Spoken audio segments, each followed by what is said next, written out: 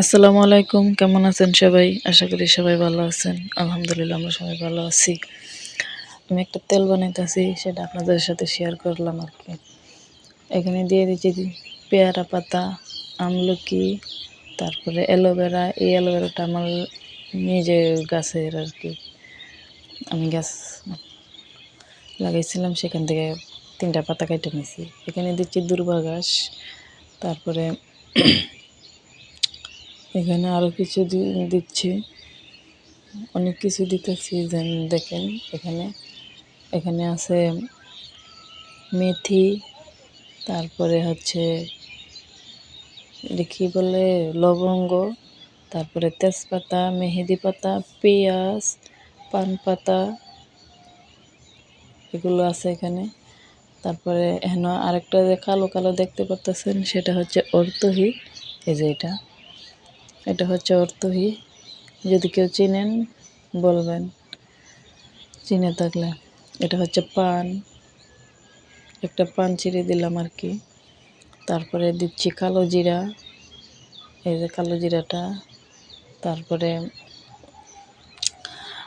আরেকটা জিনিস মিশাবো, আমাকে দিকে বলে কেওড়তা গাছ, কিন্তু কোন দিকে কী নাম বলে জানি না। আবার অনেক জায়গায় শুনছি কেশরাজ গাছ বলে। এই যে এখানে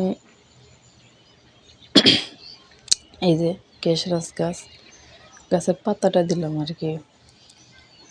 এটি দিয়ে দিচ্ছি। আর প্যারাশুট নারকেল তেল দিয়ে বানাবো। এই তো পেস্টটা একটু ভেঙে দিচ্ছি, যাতে ভাজা হয়, দলা হয়ে পাকিয়ে আছে এক জায়গায়, যদি ভাজাটা না হয় ভালো করে, সেই জন্য ভেঙে ভেঙে দিতেছি হাত দিয়ে। এই তো।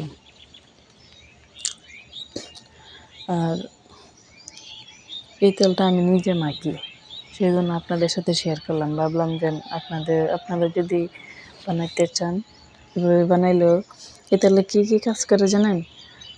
চুল পড়া কমে, চুলের গোড়া শক্ত হয়, খুশকি কমে, চুল স্মুথ হয়,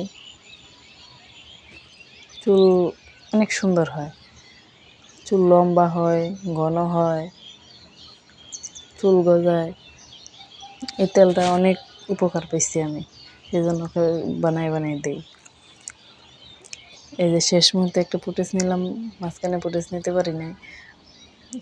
খায়ুমও ডিস্টার্ব করছিল, কায়েম শুধু কান্না করে, ভিডিও করতে পারি না, সেই জন্য তো দিতে পারি না ভিডিও।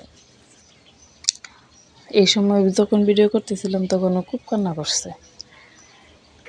এই তেলের কালারটা হচ্ছে